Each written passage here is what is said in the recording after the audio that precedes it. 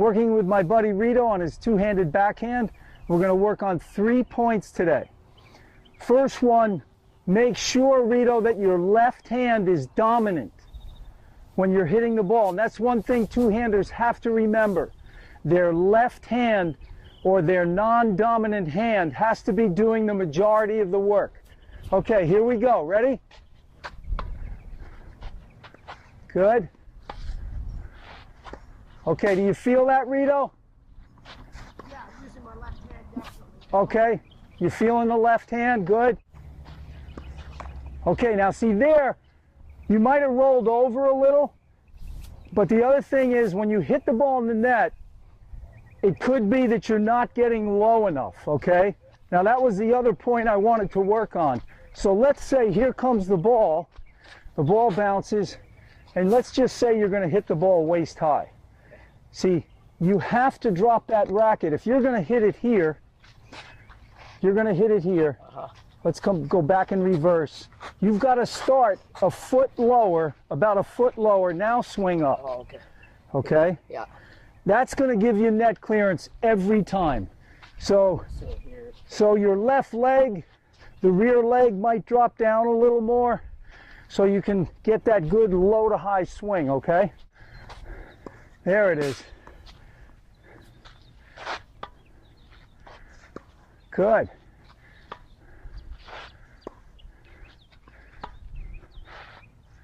Beautiful, beautiful. One other thing, Rito, I'd like you to work on. You got the old Bjorn Borg type backhand. It's beautiful. No, I like your two-hander. The only thing I think that might help a little bit on occasion is to see, because what you're doing sometimes let me come over.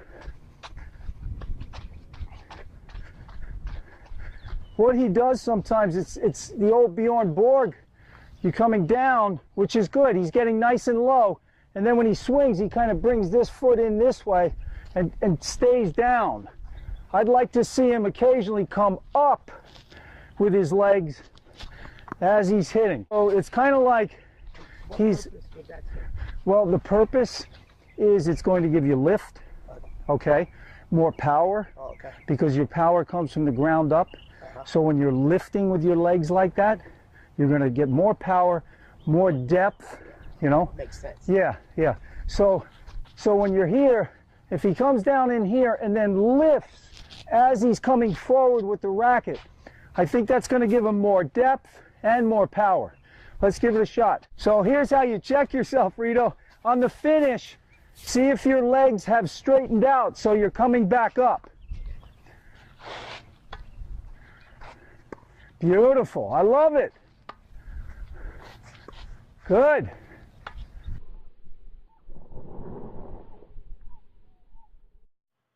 Okay, Rito has dropped the rear leg down, which has enabled him to get the racket a good foot below the contact point. From here, he's going to lift with the legs as he hits through with a high finish. Okay, at the moment of contact, Rito is lifting with the legs.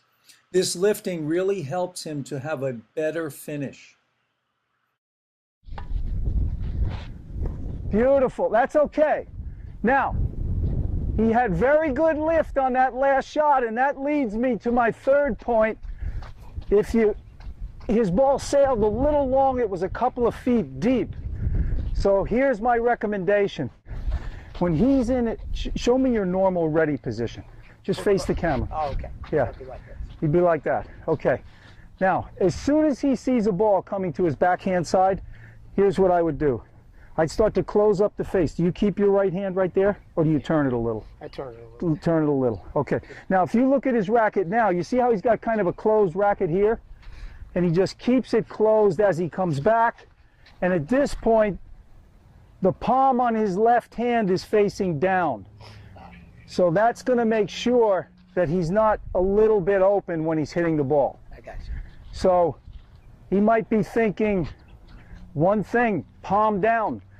Left hand, palm is down at the low point of the backswing. So let's give that a shot.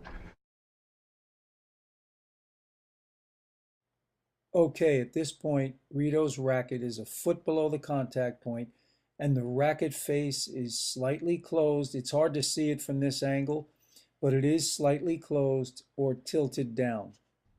Good. Make sure to sign up for my free online tennis camp for more tips like these. All the best and happy hitting. Take care.